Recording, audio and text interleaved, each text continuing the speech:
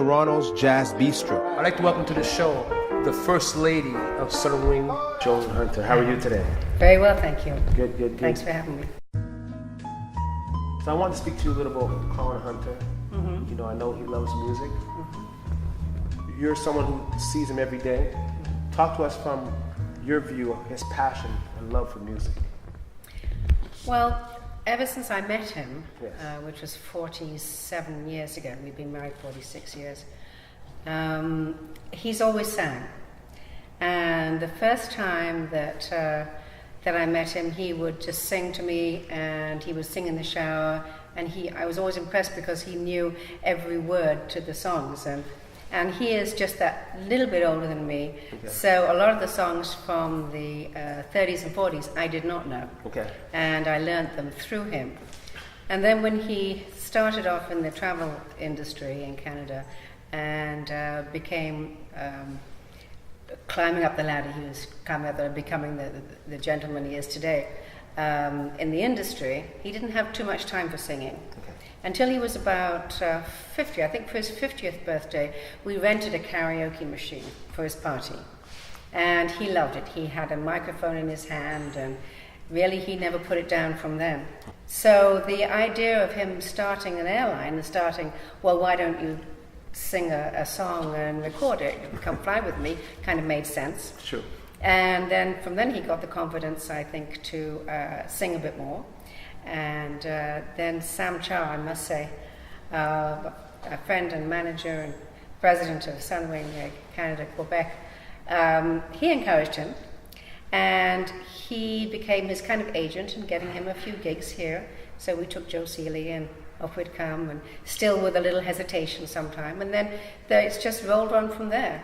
And at the same time, our eldest son, Stephen, was taking over the industry and taking the pressure off Colin so that he could devote more time to his music.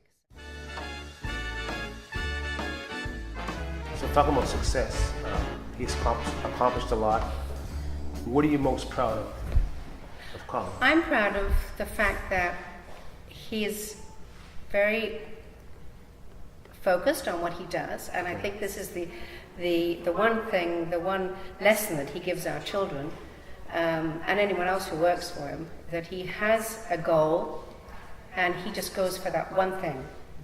And when he was 32 years old, we were sitting down chit-chatting with a friend of mine, and Colin said, well, I'd like to own an aeroplane and I'd like to make a record. Wow. So we said, well, good luck with the aeroplane. Maybe you could make a record. But the fact that he had those two things in his brain from right back then, and then he just focused himself right on it, and he's done both and more with now 40 planes and 12 CDs. So Wow. Congratulations to him. Congratulations to him indeed. Unforgettable. What made you put that project together? Well, originally it was an idea that came from Montreal. Okay. From a jazz club in Montreal, and they wanted to know if we wanted to open a jazz club the same in Toronto. So I was not much to do with it at that point. Colin said yes, he would like to, and he bought the building right downtown Toronto, Okay. which used to be a very historic jazz club called the Top of the Senator. Okay. For years and years and years. And then it closed down and it was empty for a number of years. And so we started renovating it, and then the partnership with the person in Montreal kind of went south, and Colin said, well, would you like to decorate it? Design it and decorate it. Nice. Okay, because I've always been into building and decorating and things. And how would you describe the energy, the environment? It's very elegant. Okay. This is very apropos because it's black and white with a little splash of gold, black and red, and a little bit of white and a little splash of gold. It's big, expensive glass chandeliers, red chandeliers. We have the one of its kind, the Steinway piano called the Red Pops, which is only one in the world. So you lift up the top and it's completely red inside. It's a supper club. It's the only supper club, really jazz supper club in Toronto that's officially a supper club. We can have a little dancing in there. Okay. We've had some wonderful wonderful musicians play there.